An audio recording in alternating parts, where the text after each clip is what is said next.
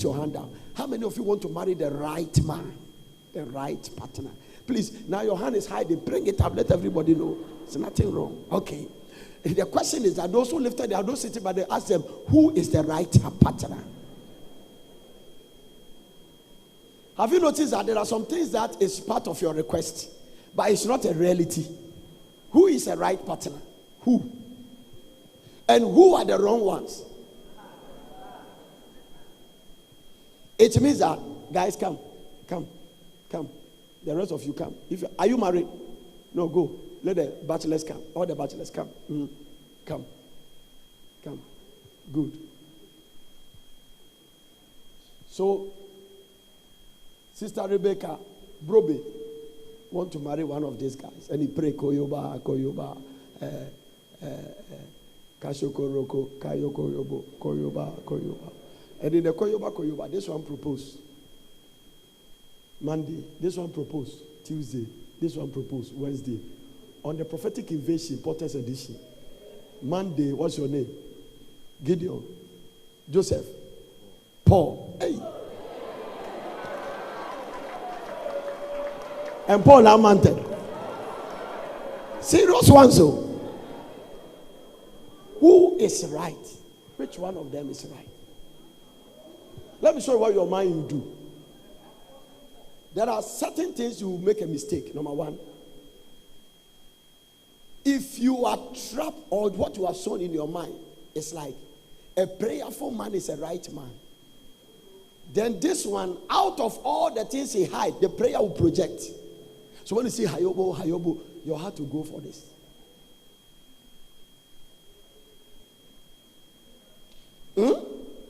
Hello?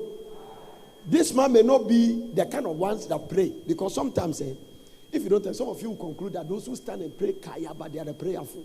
No. There are people who don't do that, but they are very prayerful. So if you don't take care, and there are people who also don't do that, but they are not prayerful.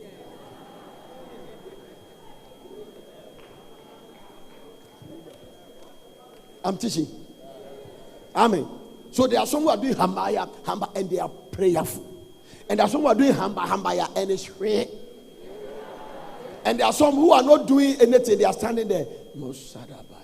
And they are prayerful. And there are some who are standing there and they are free. So all of them are wrong.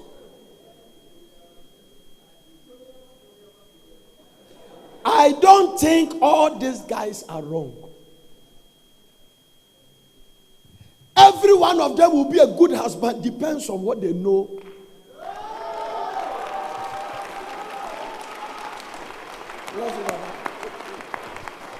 All the young ladies at least clapping, you get a better husband. I don't think. Because I don't understand what you are talking about. I really don't understand what you are talking about. I don't understand. I will explain. I have seen people, they gave a prophecy. Lema suda bayotoko rekedebe me mama ba me shila me ni wo so me nya safo rade na me kasa and na me kasa ya have ya meeting uku any brother Jim brother Jim na shila sorry akoyobo akerebe akobo na brother Jim abeware. It sounds like because the prophecy should be heaven on earth. After 3 years they divorced. Did God lied? It might not necessarily that the prophecy was wrong, but the character was wrong. Which means that God will not just use the prophetic word alone to fulfill his assignment.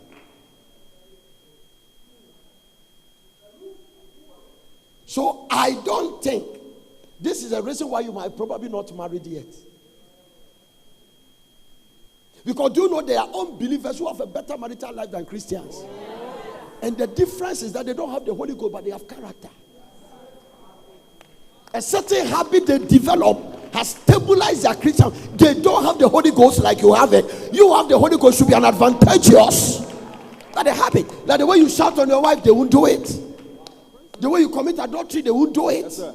A habit. No matter how they are tempted, they will not try it. Just for the respect of their wife.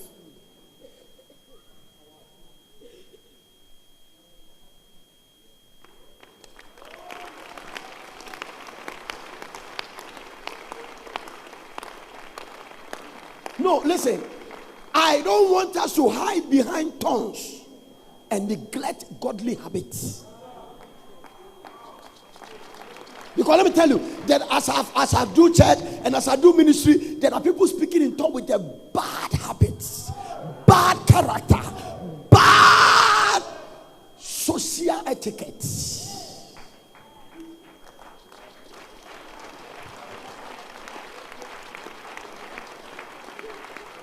So all these guys standing there, you are trying to think, Paul is like this, this is like this, and you are confused. None of them, because your so-called guy you married that you say he has a good habit, he has a good character, cannot guarantee. Listen, when I was courting with my wife, I took her to a very old apostle who was married at that time for something years. What he told me to never leave me for the rest of my life.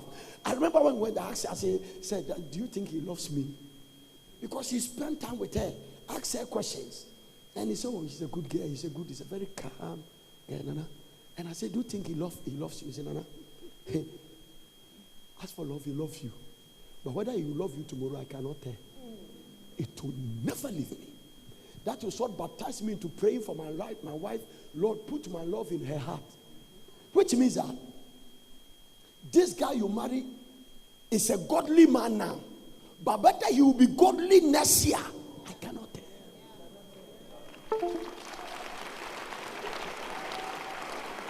So this is the benefit of the habit we are talking about. I must develop a certain habit that I will not slide back. Because habit determines future.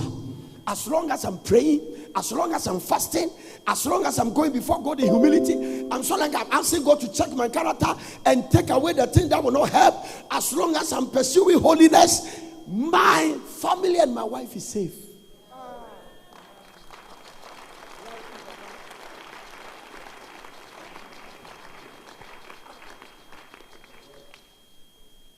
I think that when we talk about a good man, the only thing you have to make sure is that the guy is born again.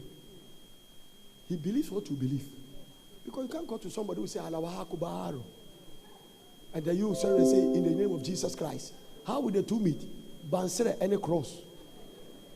No. Do you know Bansere? Google it. Any of these guys must have Jesus Christ.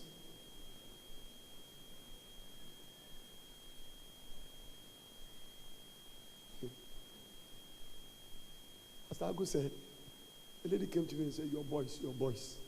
5 of them has broken my heart. This your boys. And he said, Madam, I'm tired. Let me rest more. You too, if you know something, 5 of them has broken your heart. By the first, second, third, by 5th, you should also learn your lessons by now. What is it? I can't sack them. They are my boys. It will take time. Not everybody will just become what they want to be in one day. It will take time for them. God is helping them. They will change. But you to work on your life.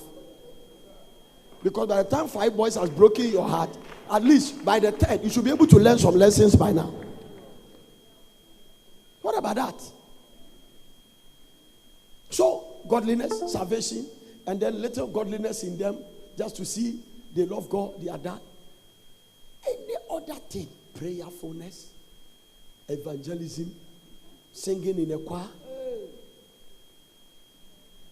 even ordination to be a pastor is subject to change. There are people we ordain them here. I don't even see them around again. I don't see them. They came, they wanted to be ordained, but I don't see them. There are some too, they are committed. I'm thinking of moving them to a pastoral realm.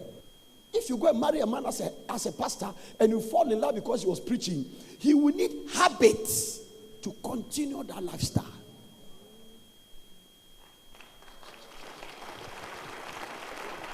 Listen, I have gone through all kinds of tests because of the nature of my calling.